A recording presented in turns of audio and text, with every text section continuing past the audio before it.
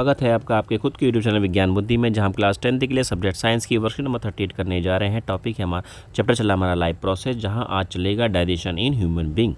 मतलब जितना भी डाइजेशन होगा मानव ह्यूमन के अंदर वो पढ़ना है। तो इसके लिए हमें ह्यूमन डाइजेस्टिव सिस्टम पढ़ना है, समझना है। देखो भैया सबसे पहले हमारा जो खाना आता है वो हम कहाँ रखते हैं? अपने बक्कल कैविटी, मतलब मुंह में हम खाने को रखते हैं। फिर मुंह में खाने को हम पचाते हैं और चबाते हैं, च्यूइंग करते हैं। उसके बाद हम उसको निगल लेते हैं। जैसे ही हम उसको निगलते हैं, स्वेलअप करते हैं, तो वैसे ही वो खाना कहाँ पहुँचता है? ईसोफेगस, मतलब फूड पाइप से होता हुआ जाता है। देखो नली दिखाई दे रही है आपको, ये फूड पाइप है।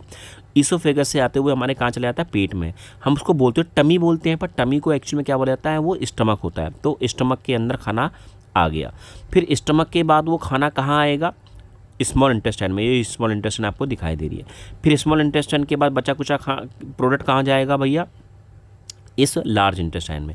फिर लार्ज इंटेस्टाइन के बाद जो जितना भी रेसिड्यूल है, ख़राब चीज़ें, वह सब एनस के थ्रू, मतलब लैट्रिन के फॉर्म में क्या आ जाएंगी? बाहर आ जाएंगी। क्लियर हो गया? इसके अलावा हम लोगों को याद रखना है एक लीवर, एक गॉल ब्लाडर और एक याद रखना आपको पैनक्रियाज। ये 3 चीज़ें और याद रखनी है।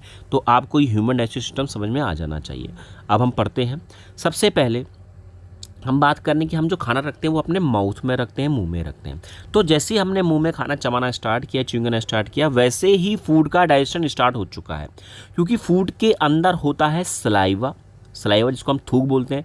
और इस सलाइवा के अंदर एक एंजाइम होता है जिसे हम बोलते हैं सलाइवरी एमिलेज एंजाइम, है ना। जो थूक है उसे सलाइवा बोलते हैं। सलाइवा में सलाइवरी एमाइलेज होता है, इसका एंजाइम का नाम है। और इस एंजाइम का जो काम है कि जो फूड के साथ आया था स्टार्च, क्योंकि जब हम खाना खाते हैं उसमें carbohydrate, fat, protein, vitamin, starch सब कुछ होता है। तो जो फूड के साथ स्टार्च आया था, उस स्टार्च को यह एमाइलेज तोड़ देता है शुगर में। किस में तोड़ देता है भैया? शुगर में तोड़ देता है। तो आपसे बोलेगा मुंह के अंदर कौन सा एंजाइम निकलता है, तो आप बोलोगे सलाइवरी एमिलेज निकलता है। और इसका काम क्या होता है? स्टार्च को शुगर में तोड़ना। फिर उसके बाद खाना कहाँ आता है भैया? ईसोफेगस। हम निगल लेते हैं उसको। फिर खाना कहाँ आता है? ईसोफेगस। ईगोफेगस को फूड पाइप भी बोला जाता है। अब इस ईसोफेगस में जो खाना होता है ना, ये है गया ईसोफेगस फूड पाइप। अब इसके अंदर जो जैसे खाना आया, जैसे इसमें क्या आ गया? खाने का टुकड़ा आया। जैसे हमने निगला, खाने का टुकड़ा आ गया, तो खाने का टुकड़ा नीचे नहीं, सीधे ऐसे नहीं गिर जाएगा। वो कैसे होगा कि अब इस ईसोफेगस में फूड पाइप के अंदर एक मूवमेंट होगी। एक क्या होगी? मूवमेंट। ये मूवमेंट होगी, इसके अंदर पूरी मूवमेंट होगी। और इसी मूवमेंट से जो फूड पार्टिकल्स है वो धीरे धीरे धीरे धीरे धीरे धीरे नीचे आएगा और स्टमक के अंदर चला जाएगा। तो जो ये मूवमेंट होती है इसको बोलते हैं पेरिस्टाल्टिक मूवमेंट बोलते हैं। तो ये पेरिस्टाल्टिक मूवमेंट एक्चुअल में रिदमिक कॉन्ट्रैक्शन ऑफ मसल्स है। तो मसल रिदमिक कॉन्ट्रैक्शन होता है। तो इस पूरी बॉडी के अंदर जहाँ कहीं पर भी पाइप्स हैं, जहाँ कहीं पर भी डक्ट्स हैं, पाइप हैं, वहाँ पर हमेशा रिदमिक कॉन्ट्रैक्शन होगा मसल्स का, जिसको हम बोलेंगे पेरिस्टाल्टिक मूवमेंट। यह आप लोगों ने याद रखना है स्टूडेंट्स। अब खाना ईसोफेगस या फूड पाइप से होता हुआ कहाँ पहुँच गया? स्टमक में पहुँच गया है। तो अब इस स्टमक के अंदर जैसे खाना पहुँचा तो स्टमक के अंदर 3 चीज़ें निकलती हैं भैया। अब वो 3 चीज़ें कौन कौन सी निकलती है? एक निकलता है आपका हाइड्रोक्लोरिक एसिड, HCl एसिड निकलता है। एक दूसरा निकलता है उस वहाँ पर म्यूकस। म्यूकस मतलब चिपचिपा पदार्थ, जैसे हमारे नाक से निकलता है। तीसरा निकलता है एक एंजाइम, और उस एंजाइम का नाम होता है पेप्सिन। ये आप चीज़ याद रखो कि स्टमक के अंदर 3 चीज़ें मौजूद होती हैं। अब एसिल एसिड का क्या काम है भैया?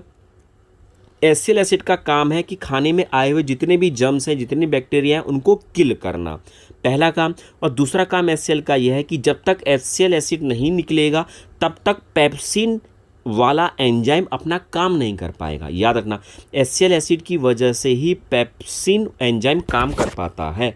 तो मतलब ये हेल्प करता है पेप्सिन को काम करने के लिए। अगर हमारे शरीर के अंदर, पेट के अंदर, स्टमक के अंदर एचसीएल एसिड नहीं होता तो पेप्सिन काम नहीं कर पाता। अच्छा, अब म्यूकस का क्या काम है भैया?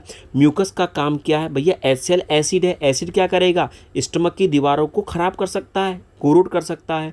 तो अब इन दीवारों को बचाना है, तो इन दीवारों को बचाने के लिए पूरी की पूरी स्टमक की दीवार में क्या लग जाएगा? म्यूकस लग जाएगा।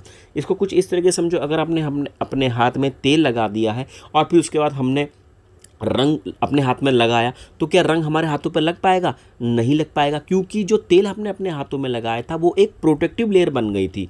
उसी प्रोटेक्टिव लेयर के चक्कर में रंग नहीं लग पाया। वैसे ही स्टमक की दीवारों पर प्रोटेक्टिव लेयर लग गई है म्यूकस की, जो एसिलिक एसिड से हमको बचाएगी। तो अब पेप्सिन, पेप्सिन का क्या काम है? पेप्सिन का काम है कि बॉडी के अंदर, खाने के अंदर आया हुआ जितना भी प्रोटीन है उस प्रोटीन को क्या करेगा? ये डाइजेस्ट करेगा। क्या करेगा? डाइजेस्ट करेगा। तो प्रोटीन को डाइजेस्ट करने का काम किसका है? पेप्सिन नामक एंजाइम का। यह सब चीज़ आपको याद रखनी है, इसके फंक्शन याद रखने हैं। अब खाना स्टमक से होता हुआ कहाँ जाएगा भैया? स्मॉल इंटेस्टाइन में जाएगा। कहाँ जाएगा? स्मॉल इंटेस्टाइन में। अब आपको पहली चीज़ ये याद रखनी है कि स्मॉल इंटेस्टाइन में किस किस का डाइजेशन होता है? पहला कार्बोहाइड्रेट का, दूसरा प्रोटीन का और तीसरा फैट का। इन तीन चीज़ों का कंप्लीट डाइजेशन होता है, कार्बोहाइड्रेट, प्रोटीन और फैट। यह आपको कंठस्थ याद रखनी है। इसके अलावा आपको यह याद रखना है कि एक हमारे पास था लीवर। यह लीवर निकालता है बाइल जूस। क्या निकालता है? Bile juice. बाइल जूस जो होता है वो पीले कलर का है। फिर एक होता है हमारे पास गॉल ब्लैडर। क्या होता है? गॉल ब्लैडर मतलब एक थैली होती है हमारे अंदर। अब गॉल ब्लैडर का काम क्या? जितना भी बाइल जूस होता है ना, ये इस थैली के अंदर स्टोर हो जाता है। तो लीवर तो निकालने में लगा पड़ा है बाइल जूस, और वो बाइल जूस क्या हो रहा है? इस गॉल ब्लैडर में जमा होता जा रहा है। जैसे जैसे हमको ज़रूरत होगी, बॉडी को नीड होगी, वैसे वैसे गॉल ब्लैडर उस बाइल जूस को निकालता रहेगा। तीसरा होता है हमारा पैनक्रियाज। क्या होता है भैया? पैनक्रियाज। अब पैनक्रियाज भी काम करता है, पर पहले यहाँ देख लेते हैं लीवर का काम। लीवर क्या काम करता है? लीवर बाइल जूस निकालता है, येलो कलर का होता है। बाइल जूस गॉल ब्लैडर में जमा हो जाता है, और इस बाइल जूस का काम होता है कि जो अभी स्टमक से खाना आया था, तो स्टमक के अंदर तो क्या था? एसिड था। तो खाना भी कैसा हो गया? फूड भी कैसा हो गया? एसिडिक हो गया। तो उस एसिडिक खाने को क्या बनाना है? एल्कालाइन बनाना है, बेसिक बनाना है। तो एल्कालाइन कौन बनाएगा? ये बाइल जूस बनाएगा। तो बाइल जूस मेक्स एसिडिक खाना इनटू एल्कालाइन। पहली चीज़ आप लोग ये याद रखोगे। दूसरा, बाइल जूस का काम क्या है कि फैट के मॉलिक्यूल्स होते हैं, बहुत बड़े बड़े मॉलिक्यूल्स होते हैं। उन बड़े बड़े मॉलिक्यूल्स को छोटे छोटे मॉलिक्यूल्स में तोड़ने का काम भी कौन करता है? ये बाइल जूस करता है। क्लियर हो गया? इसके अलावा हमने बोला कि यहाँ पर पैनक्रियाज भी होता है। अब पैनक्रियाज क्या करता है? पैनक्रियाज निकालता है ये पैनक्रियाटिक एंजाइम्स। क्या निकालता है? Pancreatic enzymes. और पैनक्रियाटिक एंजाइम्स भी कितने होते हैं? दो। एक होता है ट्रिप्सिन, और दूसरा होता है हमारा लाइपेज। ये है ना लाइपेज। तो दो निकल गए। अब इन दोनों के काम है भैया। ट्रिप्सिन का काम क्या है? ट्रिप्सिन का काम है प्रोटीन को डाइजेस्ट करना। क्लियर हो गया? तो लाइपेज का क्या काम है? लाइपेज का काम है इमल्सिफाइड फैट को डाइजेस्ट करना। आपसे पूछेगा भैया पैनक्रियाज क्या निकालता है? पैनक्रियाज निकालता है पैनक्रियाटिक एंजाइम, और वो दो टाइप के एंजाइम्स हैं, ट्रिप्सिन और लाइपेज। लाइपेज का काम है इमल्सिफाइड फैट को डाइजेस्ट करना, ट्रिप्सिन का काम है प्रोटीन को डाइजेस्ट करना। इसके अलावा हमारी जो स्मॉल इंटेस्टाइन होती है, उस स्मॉल इंटेस्टाइन की दीवारों में, वॉल्स में भी ग्लैंड्स होती हैं, मतलब टंकियाँ होती हैं, उसमें से भी कुछ इंटेस्टाइनल जूस बाहर निकलते हैं, और यही इंटेस्टाइनल जूस में एंजाइम भरे हुए होते हैं। और यही जो एंजाइम्स होते हैं, यह क्या काम करते हैं? यह आपको कंटेंट याद रखना है, बहुत इंपॉर्टेंट। पहला काम कि जितना भी कार्बोहाइड्रेट आता है उस कार्बोहाइड्रेट को तोड़ दिया जाता है किसमें? ग्लूकोज में। अच्छा एक मिनट, पहले मैं यहाँ से स्टार्ट करता हूँ कि जितना भी प्रोटीन आता है उस प्रोटीन को किसमें तोड़ दिया जाता है? एमिनो एसिड में।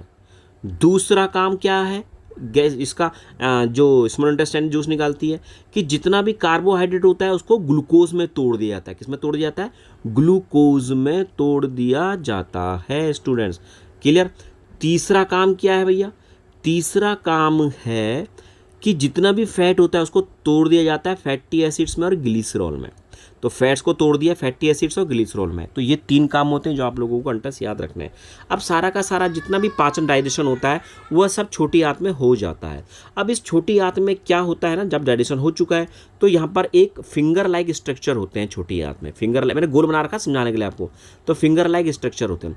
अब इन फिंगर लाइक स्ट्रक्चर के अंदर होते हैं तो इनको बोलते हैं विली। क्या बोलते हैं? विली, VILLI, विली बोलते हैं। तो विलाई हो गया, तो विली हो गया। अब इन विली में क्या होते हैं? ब्लड वेसल्स मौजूद होते हैं। क्या मौजूद होते हैं? ब्लड वेसल्स मौजूद होते हैं। अब इनका काम क्या होता है ब्लड वेसल्स का, कि जितना भी डाइजेस्टेड फूड होता है उस डाइजेस्टेड फूड को ये एब्जॉर्ब कर लेते हैं और काम भेज देते हैं ब्लड के अंदर। और ब्लड तो पूरे बॉडी के अंदर जा रहा है, और जब ब्लड पूरी बॉडी के अंदर जा रहा है तो ब्लड उस एब्जॉर्ब फूड को बॉडी के हर एक सेल में, मतलब बॉडी के हर एक पार्ट पर भेज देगा। तो विली के अंदर ब्लड वेसल्स होती हैं, खून की नसें होती हैं जो खाने को एब्जॉर्ब करती हैं और पूरे के पूरे बॉडी में भेज देती हैं। क्लियर हो गया? अब स्मॉल इंटेस्टाइन से खाना कहाँ जाता है, लार्ज इंटेस्टाइन में जाता है। लार्ज इंटेस्टाइन में क्या क्या चीज़ें जाती हैं, एक जाता है वाटर, दूसरा जाता है सॉल्ट, और तीसरा जाता है अनडाइजेस्टेड फूड या अनएब्जॉर्ब फूड जाता है। क्लियर हो गया। तो अब लार्ज इंटेस्टाइन क्या करता है, वाटर और सॉइल को, सॉल्ट को तो एब्जॉर्ब कर लेता है, पानी को और सॉल्ट को तो एब्जॉर्ब कर लेता है, बॉडी में वापस भेज देता है। पर जो ये अनएब्जॉर्ब, जो तीसरा पॉइंट है, अनएब्जॉर्ब फूड को, अब ना पचे हुए खाने को, इसको भेज देता है ये कहाँ पर, लेटरिन के फॉर्म में, से बॉडी से बाहर निकाल देता है। तो जितना भी गंदा मटेरियल होता है उसको बॉडी से बाहर निकल जाता है एनस के थ्रू, जब हमको लेटरिन लगती है ना। अच्छा जी, अब जो एनस होता है ना, देखो लेटरिन में हमको प्रेशर आता है, पर ऐसा तो नहीं कि प्रेशर आते ही हमको हम लेटरिन कर देंगे, नहीं कर पाएंगे ना। तो हम उसको क्या करते हैं, कंट्रोल करते हैं। तो जो वो वेस्ट प्रोडक्ट हम कंट्रोल करते हैं वो किसकी मदद से करते हैं, स्पिंक्टर की मदद से। ये याद रखना, स्पिंक्टर, जहाँ कहीं पर भी हम लोग प्रेशर को रोक रहे हैं वो स्पिंक्टर मसल से ही है, और इन्हीं स्पिंक्टर मसल से हम लोग हर चीज़ को रोक सकते हैं। क्लियर हो गया स्टूडेंट। तो अब ये कुछ क्वेश्चंस हैं, इन क्वेश्चंस के आंसर मैंने आपको दे रखे हैं।